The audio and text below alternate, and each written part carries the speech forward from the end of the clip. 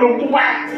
Nah, sinden iki titip Pak Tantung wis nak dadi. Dadi. Dadi apa, Mas? Mulya dadi slantah ngono.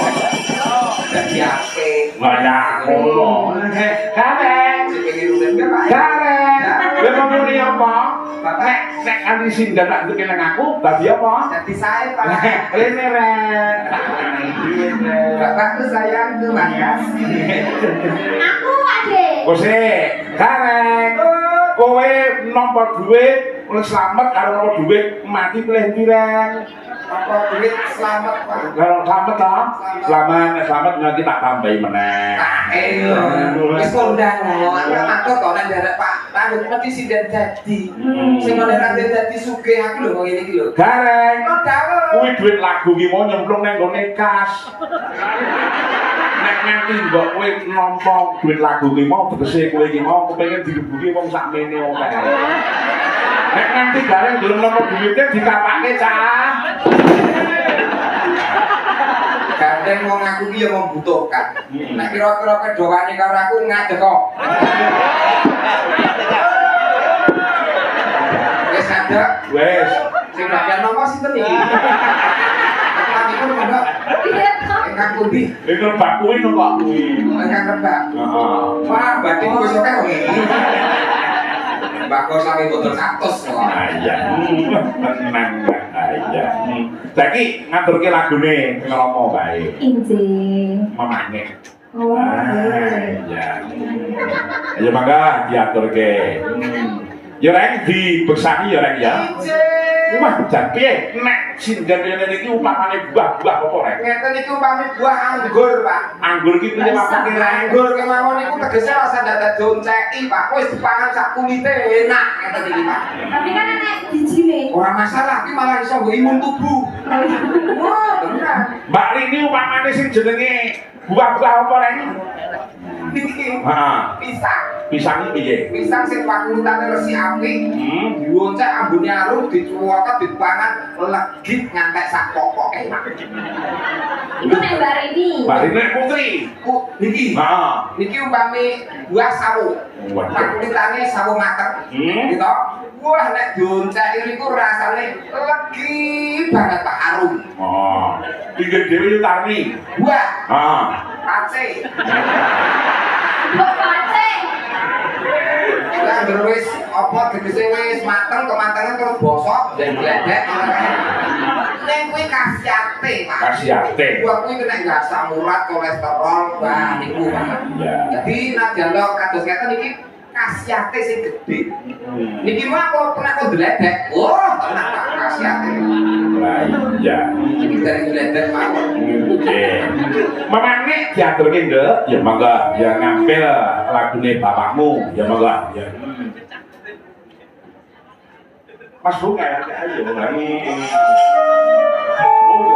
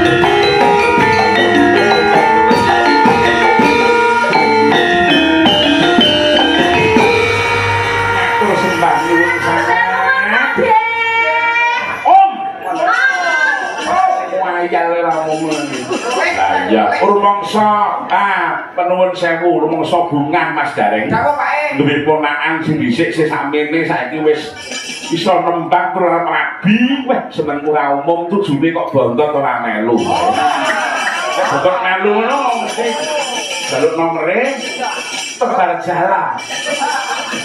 Nah iki sing nganu kandange didik lah koyo kadano. Kayak misi-misi terang.